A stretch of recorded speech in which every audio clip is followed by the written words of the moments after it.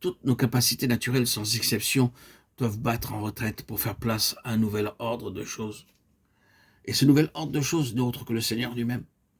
C'est alors tout un assortiment de facultés nouvelles qui entrent en action, mystérieusement issues de nos relations personnelles avec lui. Nous n'aurons notre part de l'onction sainte que si entre le reste du monde et nous, le mystère d'une histoire personnelle avec Dieu. Jamais l'Esprit de Dieu ne pourra mouvoir les hommes par notre moyen, à moins que notre ministère ne surgisse de la présence même de Dieu. Là où nous l'avons vu sans témoin, où nous avons senti sa main sur nous, où nous nous sommes laissés reprendre, juger, éclairer, mettre au point, et où nous avons, à l'abri de tout le regard, appris à connaître notre Seigneur comme il aspire à être connu. Lorsque nous avons vécu cette relation secrète entre nous et le Seigneur, si nous voulons parler du lion, de l'ours et de la lutte terrible engagée par David contre l'un et l'autre, oh, nous en aurions pour longtemps. Et pourtant, c'était la cause même du Seigneur qui se jouait alors. Et nous savons bien ce que cela veut dire.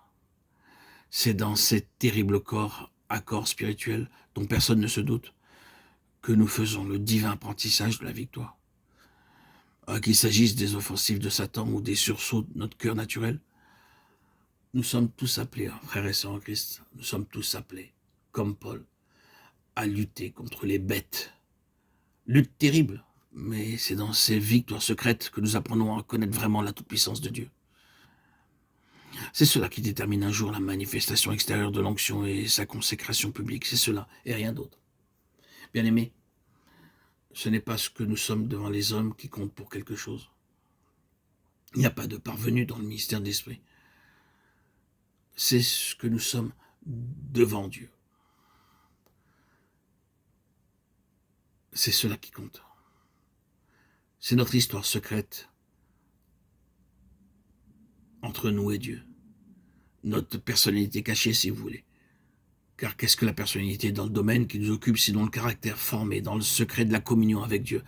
Et cela ne peut être autre que cette histoire secrète dans la communion avec Dieu.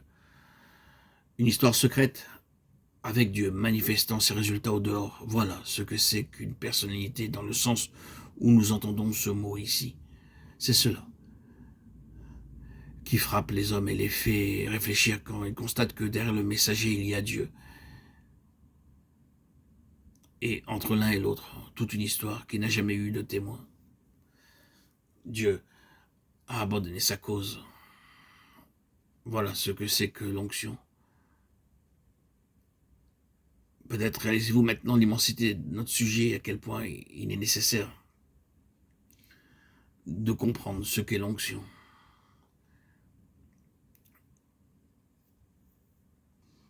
Une dignité sereine, une présence divine en nous. Cette douceur qui nous anime et qui est par excellence une des vertus que le Christ a personnifiées et qui est une des marques de l'onction